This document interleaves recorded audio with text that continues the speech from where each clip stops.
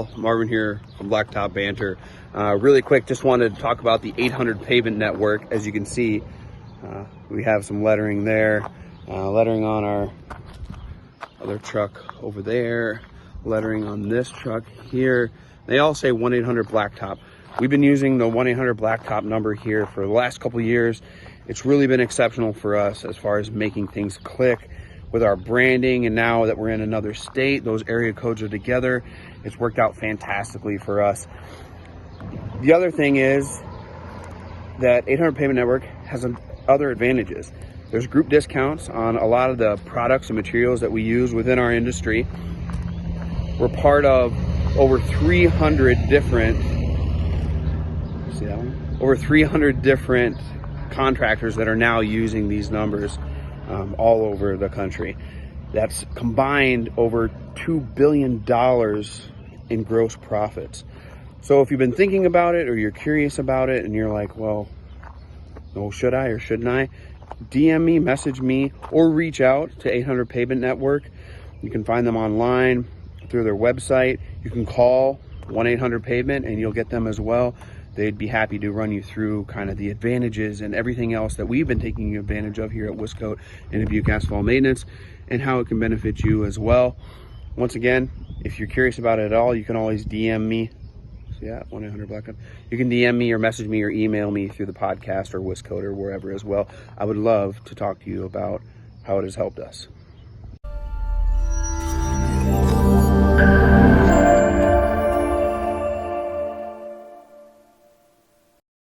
Hey everybody, welcome back to another episode of Blacktop Banter. We are in the studio in the new office, and we still got a little bit of work to do in here. They tell me I got to have LED lights to set the vibe.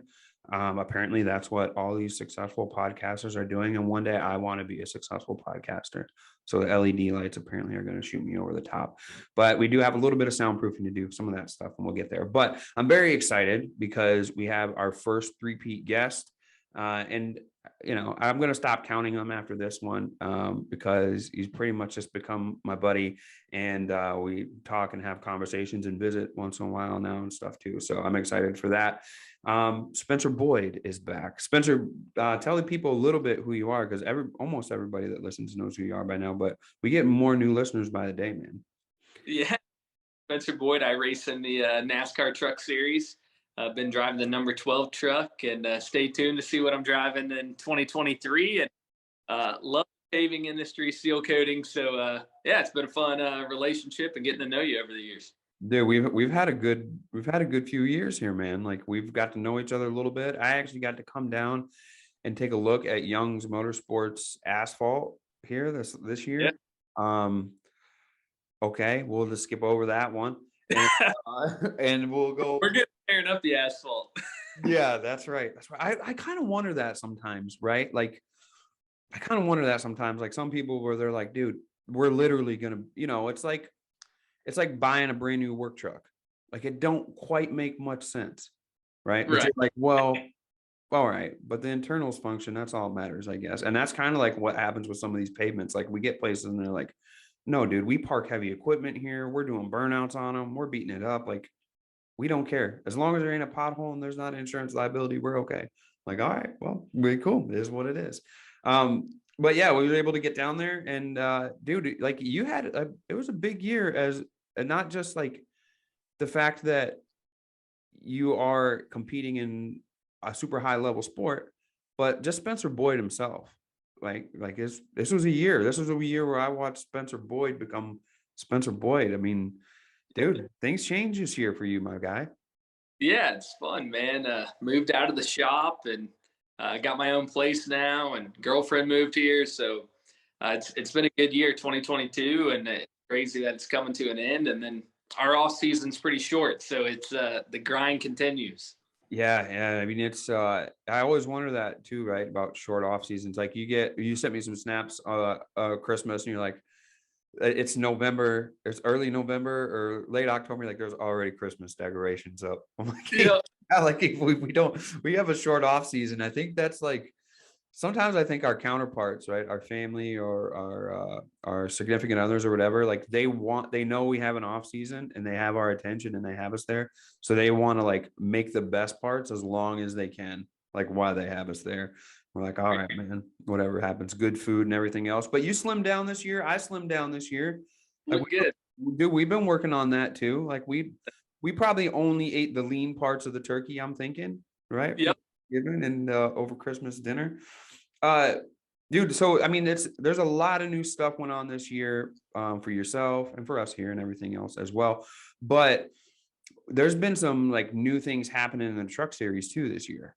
Like not Yeah. like not just like yeah, not just people moving around. Like there's a lot. So break us in a little bit on what's going on in truck series this year. Yeah. Typical stuff, hot seat, people moving around, teams changing manufacturers and stuff, and it's pretty interesting. Once you get in the mix to see, one domino falls, right? Like Kyle Busch in the Cup Series leaves Toyota, then his team switches to Chevy because that's what he signs with in the Cup Series. And then, okay, well, now Toyota needs a powerhouse truck team. So they're moving to DGR, which was Ford. So Yep. it's how all this changes, right? And then ThorSport goes from Toyota to Ford, and now they got Haley Deegan. So just like any sport, man, there's a lot of dominoes. But then on top of that, Camping World, after 15 years, is no longer the title sponsor, and you got Craftsman back, which is cool. I think Camping World was a great partner, and they did an awesome job and some cool things throughout the years. But I grew up watching Craftsman Truck Series back in Yeah, the same. 2000s, so it's cool to see that name coming back. Yeah, it's kind of dude. So like you had I got the t-shirt. We had the retro, right? We had retro race with retro paint jobs and stuff. It kind of feels retro, bro. When I say Craftsman Truck Series, first of all, like not Camping World did fantastic. It wasn't Camping World wasn't fantastic and became a household name through it all. But man, Craftsman Truck Series rolls off the tongue because that's my youth. Like that's what we said. Oh yeah, it's in Craftsman Truck Series. Like it's back, bro. I'm excited for that. It's funny, like all these years, my dad's like, yeah, he's a Craftsman truck, camping. But I'm like, hey, dude, like now he's gonna be like confused the other way. But Yeah. so Yeah. many fans, at the racetrack, they remember, Winston, Bush, Craftsman, Hmm. kind of the partners when NASCAR hit that ramp and really took off in popularity. So it's cool to have that back.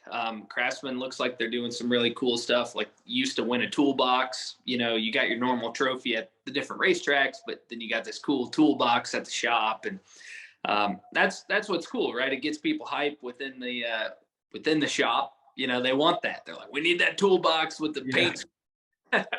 So fun stuff coming with that, and obviously now the trucks are going to have big red banners. So I'm like telling all my sponsors, I'm like, we got to have more red and black paint schemes because it's going to go good with instead of having random color across the windshield.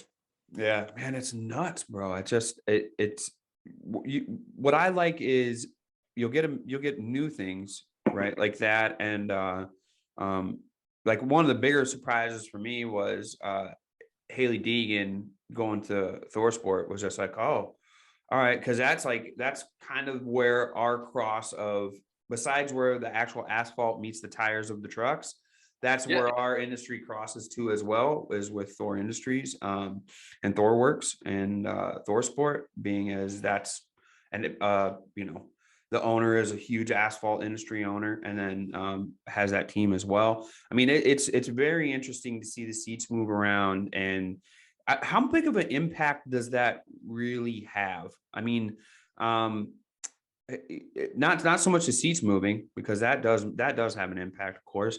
But like with them switching from a Ford to a Toyota or from a Chevy to a Toyota, how big of an impact does that really have, Spencer, on the grand scheme of things? Yeah, I mean it's tremendous, right? Really?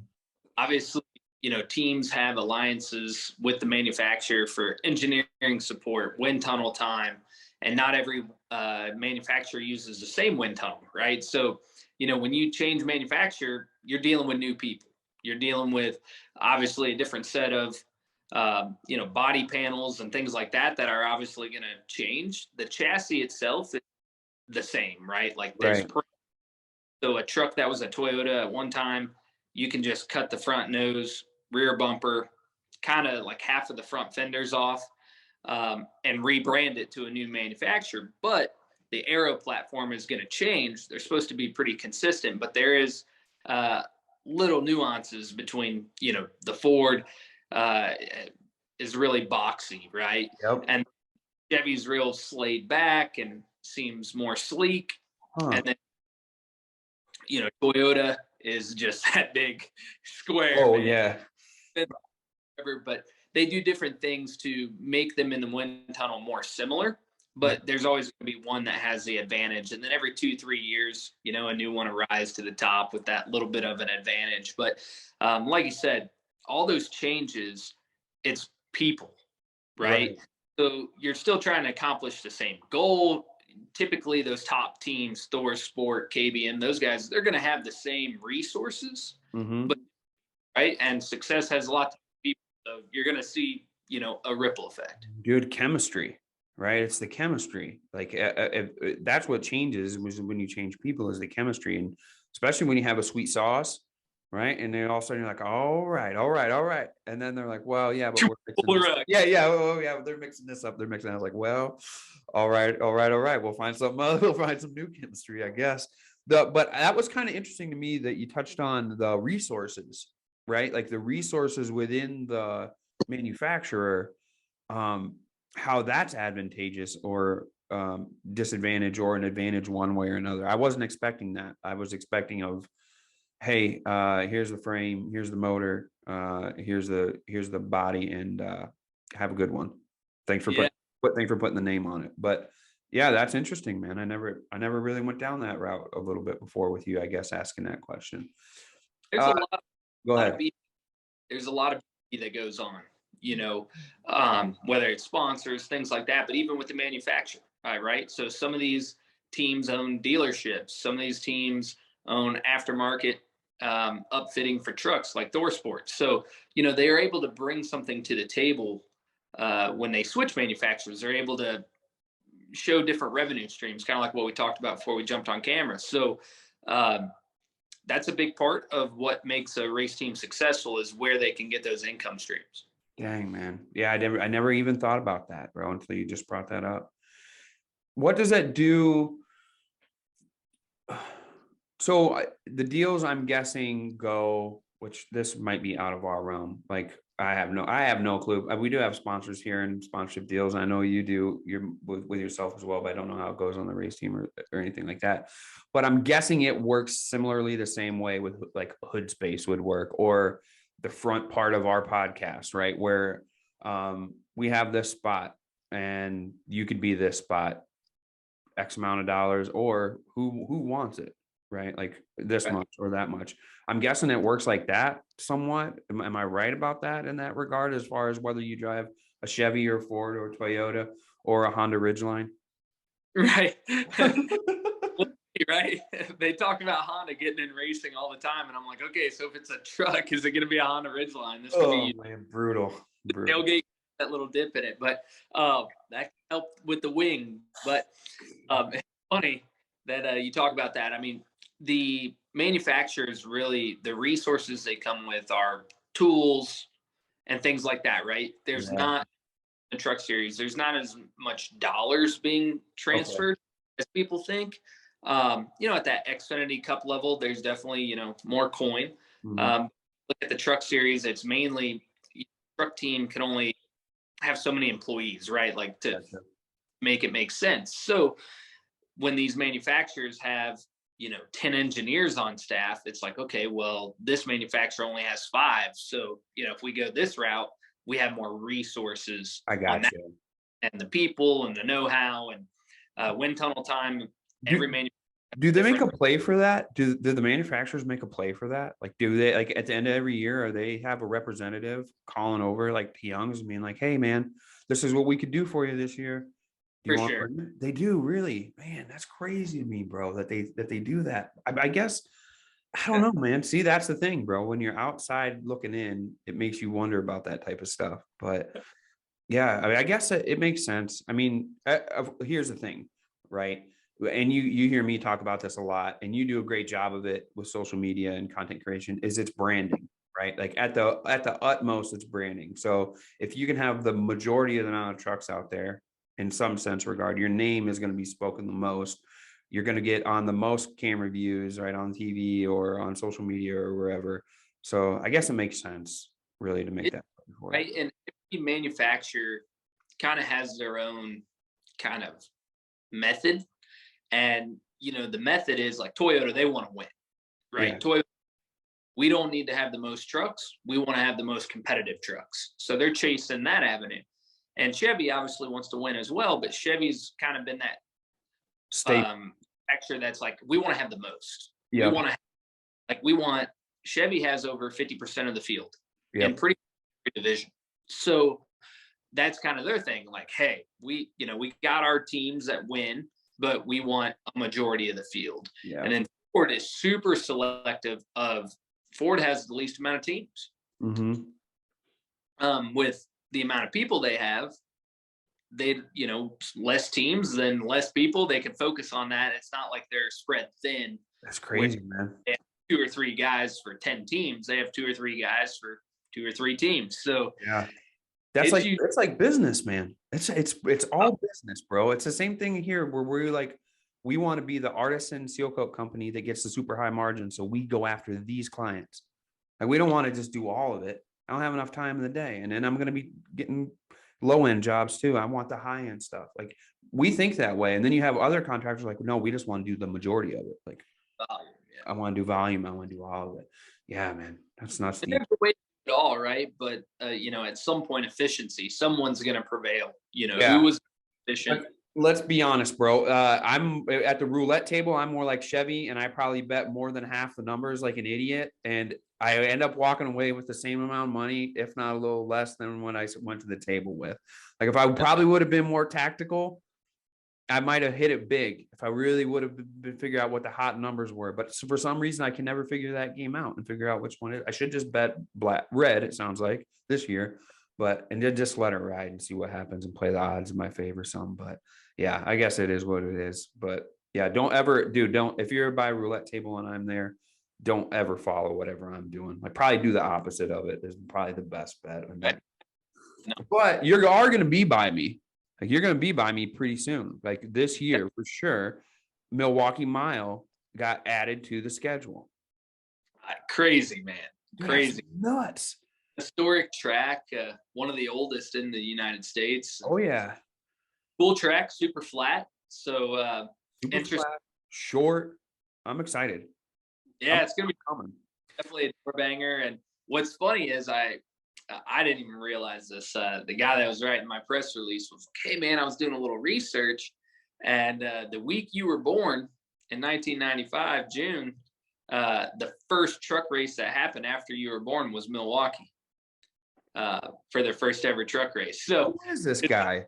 It's crazy. How do you figure that stuff out? Who is this guy? Tom. Dude, former FBI agent, CIA agent, covert operative, now turned press writer.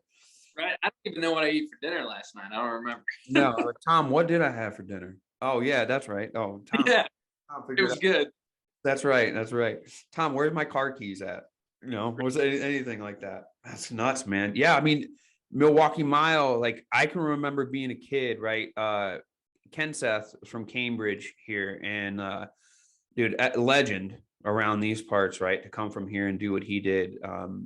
I actually got a fact, right? He's the last points winner to win it the old school way before the playoffs and everything. If I have my facts right, I may be completely wrong, but I think I have them right about that one. But yeah, I mean, I remember as a kid it being a big deal. Him and Stewart battled a bunch of locals at the Milwaukee Mile. Dude, it was huge draw, huge deal. Don't know way I was going to make it over there to that side of the state, but I remember it, right? And then all of a sudden, like, I just remember there's a lot of attention in Milwaukee Mile being a track that's just been a staple here. And then I thought for sure like that would be where people, like, that would be the first racetrack that people would go to, and ended up being Road America, like, rose up and just became this huge thing right here in Wisconsin. And now it's like internationally known, Road America is. But I'm super excited for Milwaukee Mile. I want high acceleration, 3 wide, dive into the corners, right? Sure. And I rev it up wide open, then break her hard, then rev her up wide open and break her hard. I'm excited, man. I'm excited to see you all there. It's going to be fun. You're going to have to come out, figure Yeah. it out on school, and it's going to be high attrition, some dive bombing. I love that short track feel. It makes for a good race for the fans, but in the car, there's a lot more going on, a lot more excitement. And then anytime you can ruffle some feathers, that gets the adrenaline going too. Oh, you're going to. You're going to. I mean, you can't not on a track like that, right? You come out of turn 4 and you hang a little low because you're going to make your move to the inside on turn 1, and you're going to dive bomb as hard as you can to get in there. There's no way you go through the whole race and nothing happened when you have that mentality of coming up, trying to push up through. You see it a lot at a lot of the short tracks. It's not banked really hard either, right? So people are going to be moving and shaking. Hey, you're gone. Yeah, you're gone, bro. I mean, we I've told you before, I race quads on flat track on ice, and the flatter it is, the farther you go when you get bumped. That's just how it goes, man. Especially when tires get a little late in the race, the track starts getting slick. I can't imagine what it's going to be like. I'm excited. We're going to come out there and take a look. And we're putting it on the calendar, so we'll for sure be there. What's crazy is last time you were on, we were talking about they were flirting with Road America, right? And because you guys did some road courses, and you have here a lot lately, dirt tracks. Can we touch on that a little bit coming up? But real quick, I wanted to touch on Road America. See, I'm trying to think as I go here, and I'm losing my spot. But we had IndyCar driver, right? Indy Lights driver, James Rowe was on, and he was talking about, of all the places that he's driven within the last couple of years, and this is all, I'm talking Silverstone, Monaco, like everywhere, Road America is his favorite course. It's so good. I'm like, dude, I wish, like, in me, right, being the old racer and like never being at that level, I wish that I had the opportunity to pick between all the race courses that a guy like that races at and a guy like you races at, and be able to say, yeah, that one's better than the other one. Because to me, I'm just like, yeah, they're cool to watch. I have no idea how it feels under my feet and under the wheels and in my hands, but yeah, it's totally cool. I would love to see you guys climb up there. I got to imagine with the way Truck Series has been moving, and NASCAR, right, in general, has been touching all the track. It's going to be a matter of time before you guys add that in. Sure. It's I ran Xfinity there a few years back, and raced Bill Elliott. He came out of retirement for a race, and raced each other really hard, coming to the start finish line at the end of the race. But really cool track because it's so long, right? It's like 4.26 miles, I think. It is. And some hard braking zones, some really fast corners where you're just like flirting with wide open, just chasing the car all the way around. So it'd be cool to have trucks go there. Like you said, we've ran a lot of courses: Sonoma, Watkins Glen, Mid-Ohio on the schedule. So we get up that way. It's like, let's just go to Road America. It's so cool racing through that back way with the trees going over. It's like you're in a video game, man. It's really cool. Dude, it is. And then you got the over course right above that you go over, and then you have the under tunnel too, where it crisscrosses and goes in the 8, I guess, as you want to put it. But it's totally cool course. Wisconsin's completely underrated. I mean, we have championship sports teams here. One of the greatest racetracks. Maybe you get down Milwaukee Mile and you're like, dang, that's the best short track oval I've ever been on, right? I mean, totally underrated, and absolutely probably the number one podcast in the world that comes from Wisconsin as well. So I mean, yeah, it's underrated. We're trying, bro. It is what it is. As we close in on 2023, though, you and I are speaking at the end of 2022. This podcast will come out early 2023. Kind of reflect back a little bit with me here a little bit, because I've been doing quite a bit of that this year. It was a crazy year for me when I look back on it and what we've accomplished here at Blacktop Banter and just all the places that it's taken me. It's hard for me to pin down one really good lesson that I learned. But I think an overall lesson for me, and I'll let you share, was just to stay genuine. right? For me, that's always been easy. I don't have to really think about it all that much, but I've been in situations where I've had to like have everybody else around me calm down and be like, all right, yes, this is badass. Yes, we're on the ocean shore. Yes, we're eating Wagyu 30-day aged beef with lobster tails, and we're drinking Blanton's on the rocks. Yes, this is very, very awesome. But the only reason we're here is because we genuinely want to see people succeed and enjoy their lives. And like for me, that's been the biggest thing. The biggest lesson this year was just like, okay, stay genuine, man. We're having a good run. We're having a great time. It's really easy and I can see all the shiny stuff, but we're really good with that. And I think that we just want to experience life to its fullest and see people succeed and see people live their life to the fullest too, as well. That's a big lesson we learned 2022 as we close down, and one we want to stick with here in 2023 and bring to the asphalt nation. I want to say asphalt nation, asphalt community at large. But what about Spencer Boyd, man? I mean, it was a big year for you too, man. Yeah, closing out my 7th year in NASCAR. Pretty Isn't that crazy to say that? Yeah, I'm 27, so it's hard to believe that I was 20 when I started in NASCAR, and here we are today. But really, for me in racing, it's really 99% driven on sponsors and partners, right? And those guys staying with you year after year. And for me, over the years, it's kind of been like, hey, go race, hang out with them at the racetrack, and then you're on to the next race, and you're hanging out with the next group, and you're just in rotation doing this monotonous deal, which is extremely fun, but you're just plugging away. And for me in 2022, really took some time to hang out with my partners outside of the racetrack, right? Go visit some of my sponsors where they live, check out their businesses, hang out more.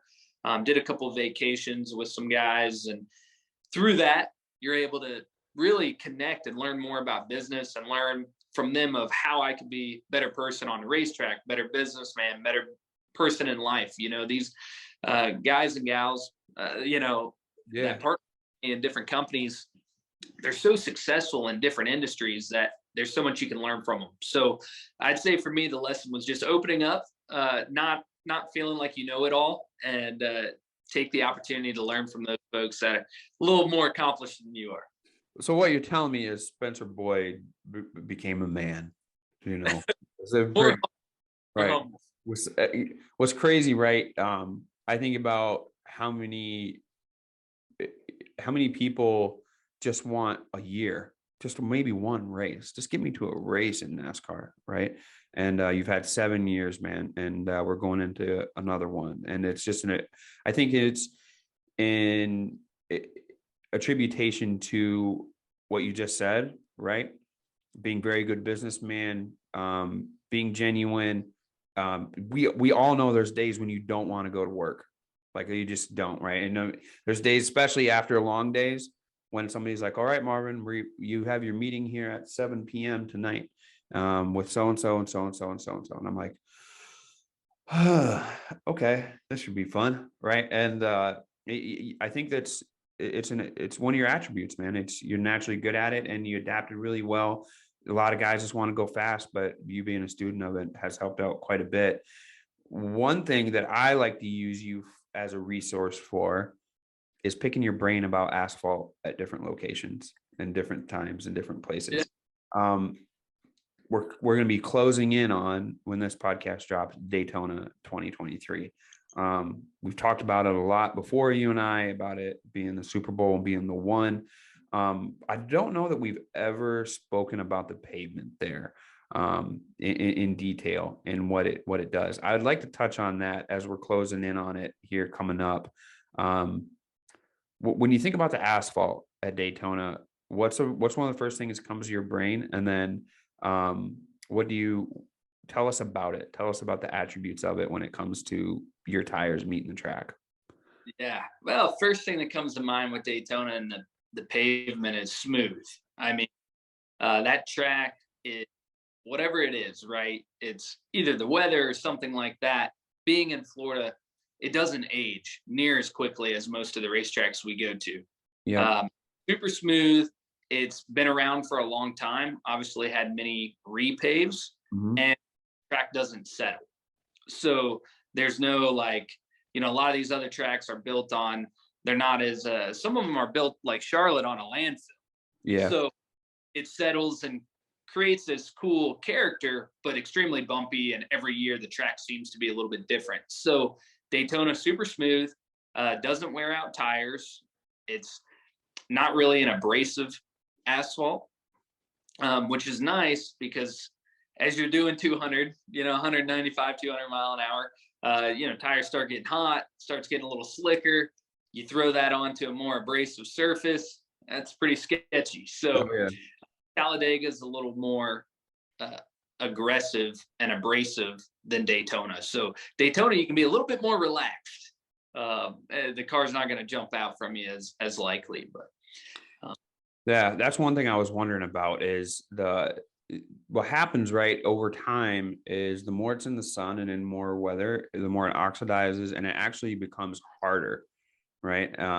Not that driving hundreds and hundreds of laps on it over and over again, can't compress it enough, but it becomes like more firm, right? And that smoothness actually comes out because it's more firm. And you actually can feel that in Florida on pavement, like no matter where it's at, right? Whether it's a parking lot or on the road or wherever, to me, it feels hard. It feels hard when you're stepping on it. It feels hard when you're touching it with your hands, and it feels smooth all over. So whatever the aggregate is and whatever it's made up of is there.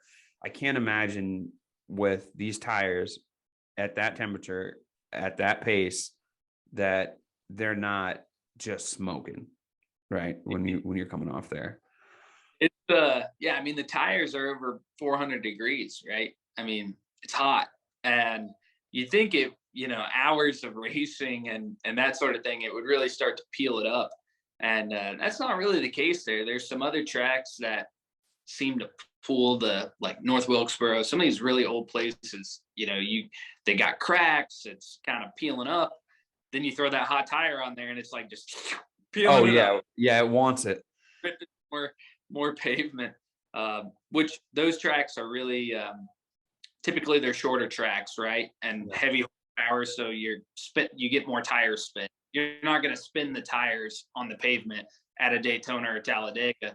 You're just consistently running that same pace. Is there a difference then, like when we talk about the pavement in the corners where there's obviously compression and pushing, right, with you guys coming in at 190 miles an hour, is there a big difference in it on the straightaway versus, because it's kind of like not an egg shape, but the back straightaway is straight as an arrow, and we got that little hitch kind of on the front side. Is the pavement different in different sections of that as far as how it reacts to you when you're driving? Well, like Daytona, the pavement's all from the same time. There's not like repaved sections that have that type of stuff. So to answer that question, you're going to naturally feel like a lot of load on the tires when you get kind of transition from the straight into the corner. Yep. And actually it's going to want to get tight, right? So you're going to turn more wheel because it wants to go up the racetrack versus make that left. And the load numbers are, 3,000, 4,000 pounds. Man. Right front tire when it gets into the corner. So I would assume there's definitely, if you went out there and were That's able to, crazy. It's that much of a load on that tire. Yeah, it's nuts off the rim. Well, that explains why when I was hanging out with you and you had me in the simulator, I was into the wall on the outside. I did my best, bro, but I come out of turn 4, I couldn't hold her down there very much any longer after a couple laps. But now, so come back, hang out. It's cool to just roll out of the kitchen and go jump in the simulator. Yeah, you were telling me you had a nice one coming over there to the house, so I'll have to try to stop by there and take a peek, and I'll try it again, man. I mean, listen, I know the body guys weren't happy with me, the digital body guys last time, but I did put a good effort out there, but I'm pretty sure that was qualifying, and I don't even think I made it all the way around, but it is what it is. Anything else we want to touch on here this year coming up, Spence, you think, before we jump into the pod deck? We're going to do a pod deck again. and your socials and whatnot as well. But we got a 2023 season coming. Anything else before we get into that? 2023, super excited. Got some new trucks coming. Excited about that. I'll be announcing where I'm going. It's kind of no surprise. By the time you see this, you'll know. So excited to be back. It's definitely a family atmosphere over there at Young's, and what we've been doing. This will be year 5 with them, and pretty unheard of in this business to be with someone that long. So love the family atmosphere and the go-getter attitude. And obviously, we got a long way to go to get where we want to be, but we got some good people in place, and just excited to. Yeah, it's nuts, man. It's amazing, amazing story, man. It's just an amazing story right now already to this point, and you keep adding to it. So we're excited for that. Real quick, Spencer, what are your social media contacts for people that want to follow you on Instagram? I actually enjoy following Spencer the most on TikTok, but you're out and about there. Which one is it on TikTok and Instagram? Yeah, man, it's Boyd NASCAR on TikTok, and Spencer Boyd PR on Instagram, and just my name, Spencer Boyd, on Twitter, and a little bit different content on every platform. So it's fun to be on there. But TikTok, I'm a little more myself, a little more loose, and there's less corporate folks following me on there. It's far from LinkedIn. Yeah.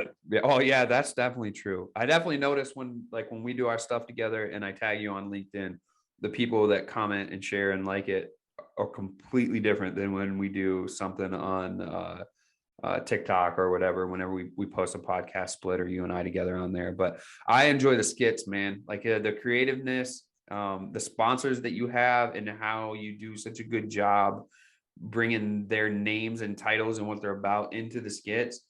Dude, it's killer. It's killer content creation and branding, and you nail it. Like there's certain people that rely on certain parts of it and don't go into that route, and then they don't have certain opportunities presented to them because they don't do it really well. But you nail it, man. So I'm excited for that one. All right, we're jumping into a pod deck. I'm going to show you that I'm not cheating, and I'm just splitting it. All right, I don't know if you can see it. It's too bright. There we go. Which talent would you most like to have? Oh man, talent. I'd say play the guitar. I got a nice guitar sitting here, and I can't get past a couple chords. So that'd be a cool talent to have. I'm not really a shy person, so I could imagine it would become dangerous. I like, yeah, especially probably after a couple of Montucky's. Right? Yeah, you throw Montucky's, I'm strumming that thing anyway. Yeah, we'll be making lyrics really good. I don't know if you know this about me, but I can play. Yeah, really? I can play. I can write a little bit. Yeah, I could show you a little bit of Luke Combs. What else? Play a little bit of Timberlake. I try to dabble everywhere. So, yeah. When I come down, we'll see. We'll have a couple Montucky's and do a little jam session and see how it goes. Who knows, man? Could write a hit. You never know. That's how that shit goes down. Cool. Asphalt. That's right. We'll think of a good name, Acceleration and Asphalt, or something like that. We'll figure it out. Something, yeah, Burning Rubber or something like that. It's gonna be something good. I know it is. All right, my friend. Well, we really appreciate you being on here. I know we won't talk to you again until after the season, more than likely, here on the podcast again. We really appreciate you keeping us in the loop and sharing everything that your knowledge about the tracks and asphalt and how everything interacts. And dude, we just love keeping up. I mean, it's a good time. It's good to follow along. I feel like the Spencer Boyd Nation follows along pretty religiously as well with you. I've became somehow like those people have interacted with me as well, and vice versa. And we got a great family, and we love to have you on here, my friend. And we are rooting for you again this year. I'm very excited to see you here in Wisconsin on my turf. And I don't really have very much by way of a simulator, but I can at least bring you an ice cold one after the race and some cheese. I mean, that's the least. You got good cards up there, man. And it's always a blast to be on here. Good to catch up, and appreciate all the support over the years, and get you out to the racetrack. Have a good time. I'm looking forward to it. No worries, man. We're getting close to the same size. I mean, if I grow this beard out a little bit, take these shades off, maybe you can hold the camera. I'll take a lap in it. We'll see. That's right. We'll see. Beard growth. That's right. That's right, my guy. That's right. All righty, my friend. So for myself and for Spencer Boyd, once again, this has been Blacktop Banter. We appreciate all of you listening and following along. And be sure to follow Spencer on social media and go over and follow his TikTok. I swear to God, you'll be entertained, at least for a little while, at least for 15 seconds at a time. And you can keep thumbing up. But this is episode 92. Spencer, thanks for being on, my friend. Awesome. Thank you, man. All righty, y'all. Once again, this is Blacktop Banter, where we speak asphalt. Peace.